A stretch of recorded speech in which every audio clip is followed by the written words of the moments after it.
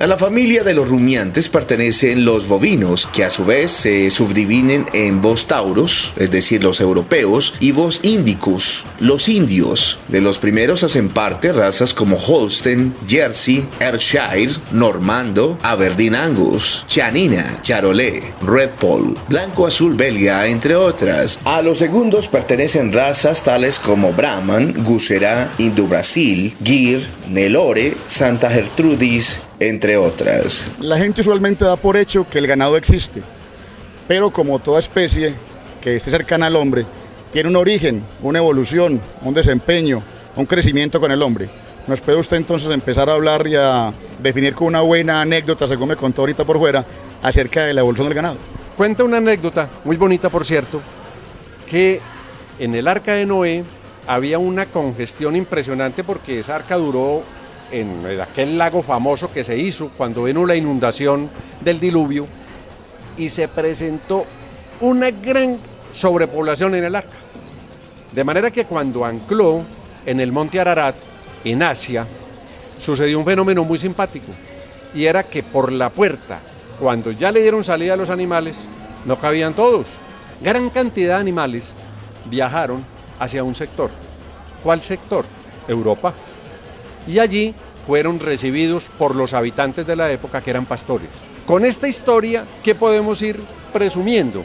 Que el Bos taurus, o sea, el Bos europeo, estos animales eran bien cuidados, bien alimentados. Ahora hablemos de las características propias, innatas de los bovinos, que son animales muy especiales porque pueden convertir pasto en proteína. A ver si nos puedes ampliar un poquitico el concepto. En el bovino sucede un fenómeno impresionante y es que el animal está diseñado de tal manera que él tenga que colectar su propio alimento, introducirlo a una gran bodega, que la llamamos panza familiarmente, o herbario.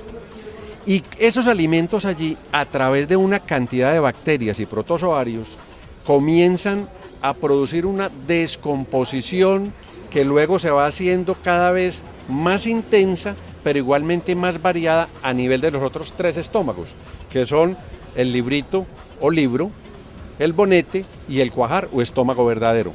Luego viene el intestino delgado, el intestino grueso.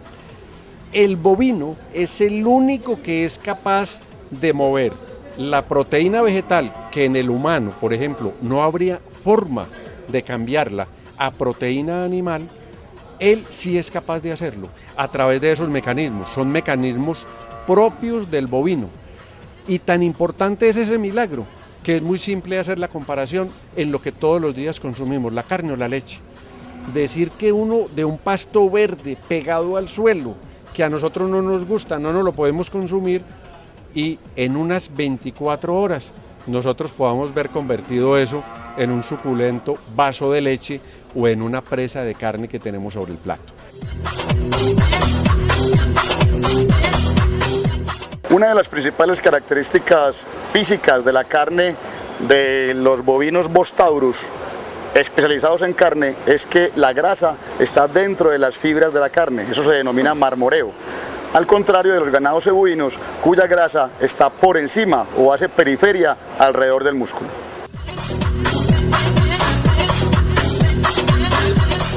Gustavo, si tenemos carne y leche como proteína que nos aportan los bovinos, pues pudiera uno pensar que cualquier bovino da carne y da leche.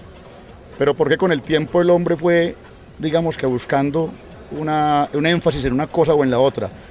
Cuéntenos por favor esa historia y cómo fue el hombre desarrollando diferentes razas y diferentes vocaciones para los bovinos. Localicémonos en Europa, sobre ese sector occidental de Europa donde están localizados Francia, está localizada Holanda, está localizada Suiza, Alemania, etc.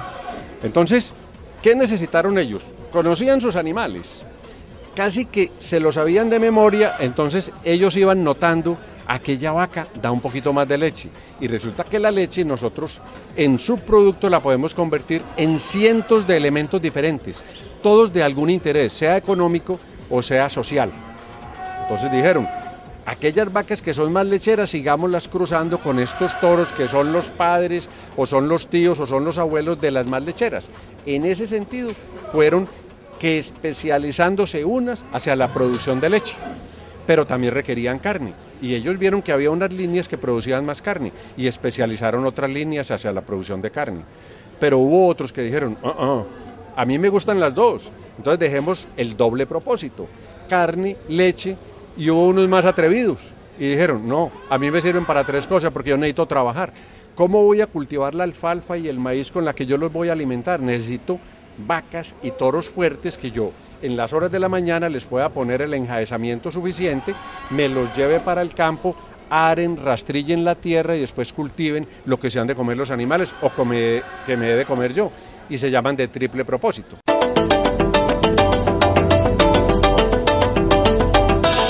Las condiciones medioambientales imperantes en el trópico alto antioqueño, donde tienen asiento una buena parte de la población de leche especializada con base en razas de origen europeo, obliga a los ganaderos a convertirse en productores masivos de forraje de alta calidad y a usar planes de suplementación alimenticia en función de los retos de cantidad y calidad de la leche. Para nosotros los del trópico es muy complicado concebir las condiciones de productividad de producción en Europa. Igualmente para los europeos es muy complejo pensar en cómo vivimos nosotros en estaciones.